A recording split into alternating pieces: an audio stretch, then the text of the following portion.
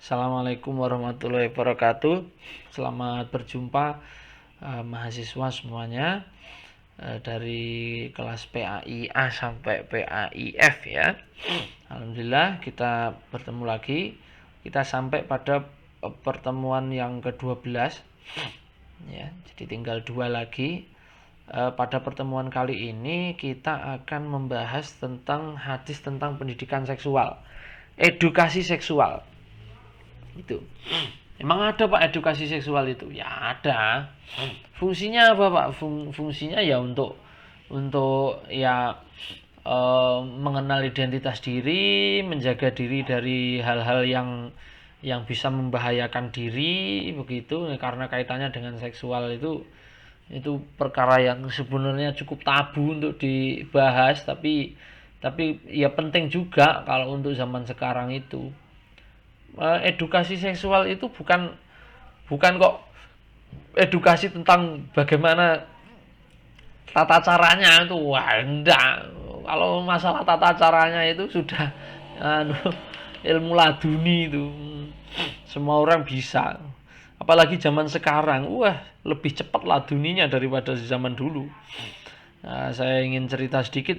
Zaman dulu itu orang itu ya masyarakat Jawa di zaman kolonial Belanda, yang namanya orang itu kalau laki-laki itu biasanya yang bujangnya itu agak lama-lama begitu, kalau yang perempuan itu biasanya tidak lama.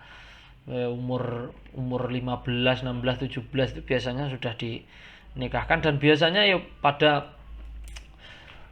belum belum banyaknya itu yang belum paham apa-apa, jadi belum paham tentang ya nikah itu apa. Saya ingin cerita sedikit pengalaman-pengalaman yang pernah diceritakan oleh mbah-mbah saya dan juga orang-orang tua saya. Jadi mungkin kamu juga punya punya orang tua yang atau kakek nenek atau mbah-mbah yang hampir sama, orang-orang tua kamu memiliki pengalaman yang sama. Jadi bapak saya itu menikah umur 25, umur 23, ibu saya nikah itu umur 16 gitu. Nah, zaman dulu itu dijodohne ndak Jawa, dijabne di di ring ambek cucuk lampah gitu, di berjonggol dilungguhne bareng. Mereka itu ndak paham mau apa gitu, ndak paham. Yes, dipikir mulai sekarang mereka tidurnya satu kamar ya, hanya gitu aja. Nggak tahu terus di kamar itu harus mau apa, itu aja nggak paham. Itu ceritanya lucu-lucu lah pokoknya itu. Ada mbah saya juga itu yang baru umur berapa, belum ya 15-an apa belum ada 15 itu dinikahkan gitu. Habis itu ya bingung itu, terus pulang lagi ke rumah saudaranya, ke rumahnya bapak ibunya, karena tidak betah ya. Banyak itu terjadi itu. Tidak betah itu karena ya pikirannya masih kayak anak kecil begitu loh. Jadi tidak paham pernikahan itu apa gitu. Nah, kalau zaman sekarang situasinya sudah berbeda. Kematangan seksual dan juga pertumbuhan itu sekarang sudah lebih cepat daripada zaman dulu, karena ya sekarang sudah nutrisi banyak. Tapi yang penting untuk diberitahukan itu adalah masalah edukasi, karena kita menghadapi persoalan-persoalan yang cukup krusial di akhir-akhir ini.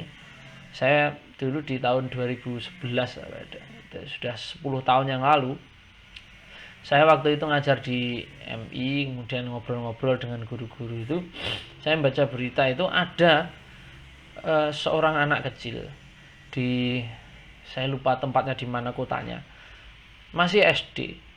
Dia itu hamil dan dia tidak tahu kenapa kok bisa hamil, itu dia tidak tahu. Ketika dia ditanya begini-begini, tidak tahu dia kenapa kok bisa hamil itu. Nah, ini kan kemudian menjadi hal yang menurut saya kita harus edukasikan kepada anak-anak kecil tentang, ya tentunya edukasi seksual itu tentunya disesuaikan dengan tahap perkembangan psikologis dari anak juga. Artinya kita harus menyampaikannya itu dengan bahasa yang tepat sesuai perkembangan dan pertumbuhannya. Tapi sebelum itu kita akan coba mulai dari hadis tentang pendidikan seksual dulu. Di dalam Al-Quran sudah banyak keterangan-keterangan bagaimana seseorang itu menjaga pandangan, menjaga diri dari berbuat zina, menjaga kehormatan ya dari menyentuh ya lawan jenis yang bukan haknya. Itu di surat Al-Mu'minun itu ayat pertama sampai berapa itu qad aflahal mu'minun dan seterusnya itu kan ada itu. Jadi wa li furujihim hafidun itu loh ya, dan mereka menjaga kelamin mereka, maksudnya menjaga kehormatan mereka dari bersentuhan atau berkontak dengan orang yang bukan lawan jenis yang bukan mahramnya. Yang bukan haknya, begitulah kira-kira. Itu banyak. Tapi ada yang unik juga, illa ma malakat aimanukum fa innahum ghairu malumin itu. Kecuali pada budak-budak.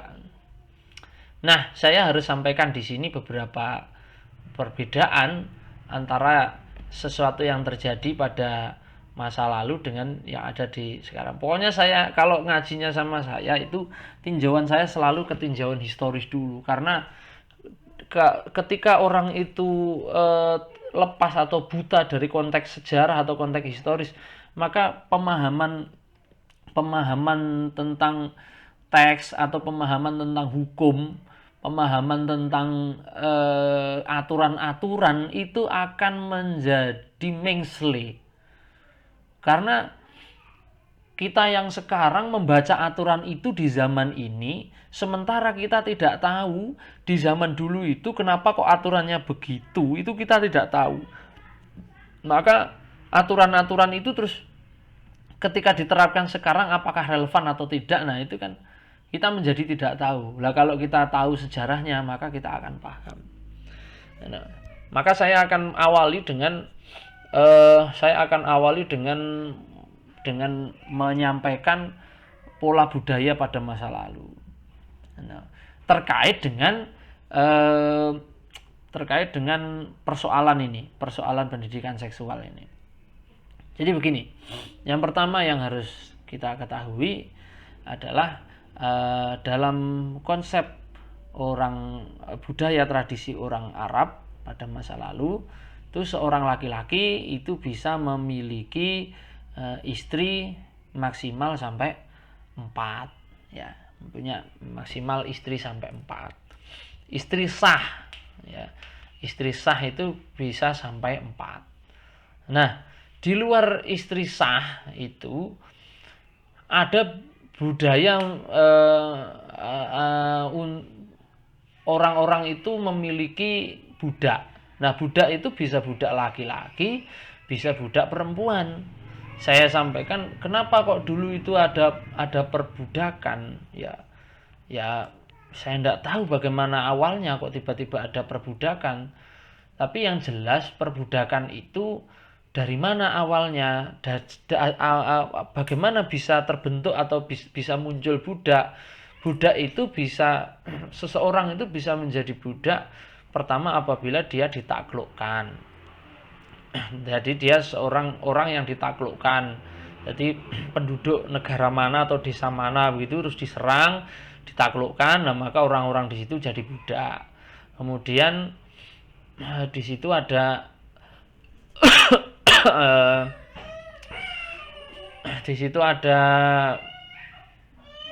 misalkan ada orang hilang, orang yang terpisah dari sukunya, terlunta-lunta, tidak punya siapa-siapa, terus kemudian ditemu orang, itu kan ditanya, kamu orang mana? Orang sana. Sukumu mana?